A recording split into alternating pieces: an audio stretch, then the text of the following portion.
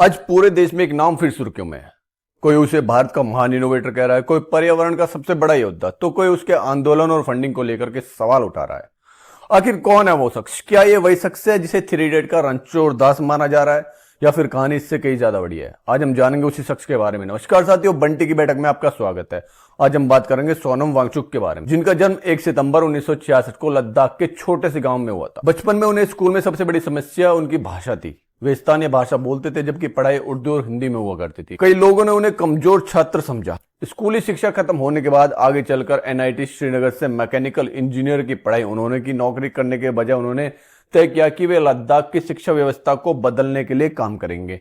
1988 में उन्होंने student education and cultural movement of Ladakh की स्थापना भी की। यहाँ बच्चों को केवल किताबें नहीं, बल्कि खेती, इंजीनियरिंग, सोलर टेक्नोलॉजी और वास्तविक जीवन जैसी समस्याओं का समाधान सिखाया जाता है। बाद में ऑपरेशन न्यू होप के माध्यम से सरकारी स्कूलों में शिक्षा सुधार का प्रयास भी उन्होंने किया। लद्दाख में गर्मियों में पानी की भारी कमी होती है। सोनम वांगचुक ने आइस स्तूपा तकनीकी विकसित की।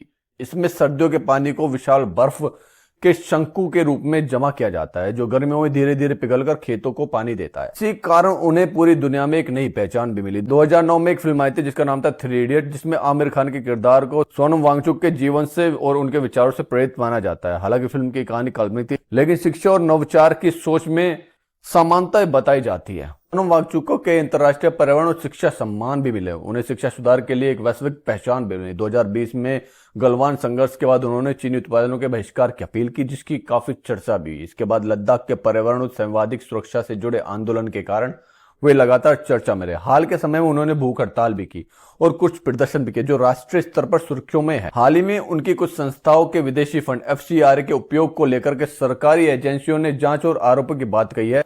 दूसरी ओर वांगचुक और उनके समर्थक इन आरोपों का विरोध करते हैं और कानूनी प्रक्रिया जारी रखने के लिए बोलते हैं। अब इस मामले पर अंतिम न्यायिक निष्कर्ष नहीं आया। इस समय सोनम वांगचुक अपने आंदोलन और भूख हड़ताल को लेकर के फिर चर्चा में है।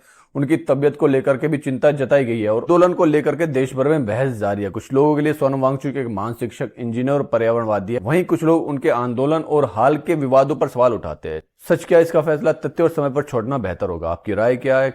क्या सोनम वांगचुक एक दूरदर्शी इनोवेटर है, या हाल के आंदोलन में उनकी छवि बदली है? अपनी राय कमेंट बॉक्स में लिखना ना भूलो। मेरे वीडियो को लाइक कीजिए, शेयर कीजिए। धन्यवाद।